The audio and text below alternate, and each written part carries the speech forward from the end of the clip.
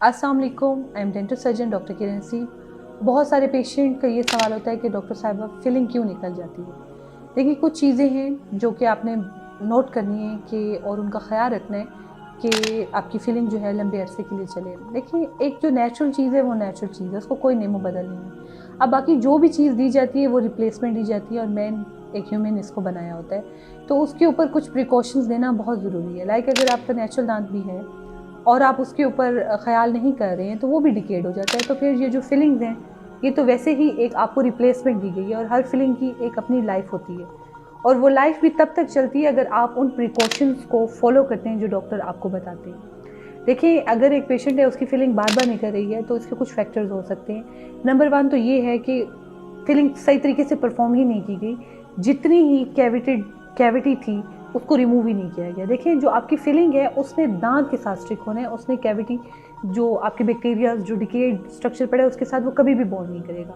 अगर तो कैविटी जो है जहाँ पे हमने प्रेप करनी है उसको प्रॉपर तरीके से क्लीन नहीं किया गया तो फिलिंग निकलती रहेगी। सम टाइम पेशेंट्स की ये रिक्वायरमेंट होती है कि बस कर दें, हमने गुजारा करना है, इस तरह नहीं होता।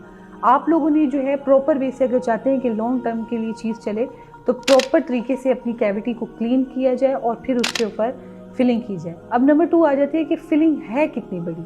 अगर तो छोटी सी फिलिंग है वो इतनी जल्दी नहीं निकलती। अगर एक फिलिंग है इतनी बड़ी कि वो तकरीबन पूरे दांत में ही है तो वो इतनी लंबा अरसा नहीं चल सकती, क्योंकि जैसे पेशेंट खाना खाने लगता है तो उसके ऊपर इतनी ज़्यादा फोर्सेस पड़ती है, वो ब्रेक हो सकती है, वो टूट सकती है।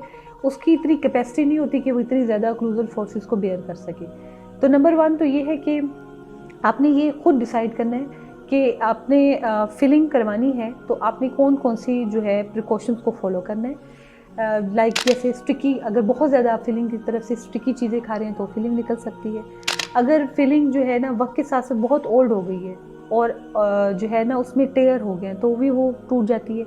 अगर जो है आप फिलिंग कराने के बाद भी ब्रशिंग का ख्याल नहीं रख रहे और उधर हर वक्त खाना स्टक हुआ हो तो उस फिलिंग के इर्द गिर्द जो दांत का स्ट्रक्चर है उसमें मज़ीद एक और कैविटी स्टार्ट हो जाएगी, तो वो फिलिंग के डिसलॉज होने की वजह बन सकती है।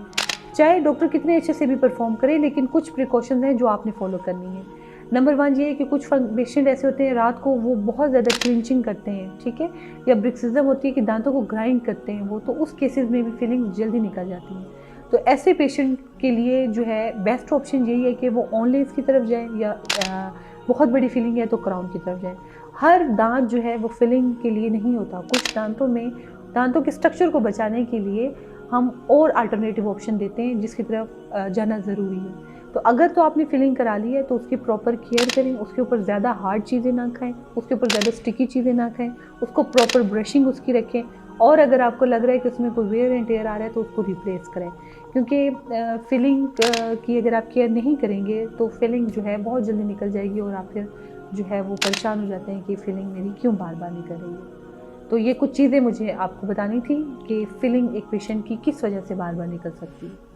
Thank you so much. अल्लाह हाफिज़।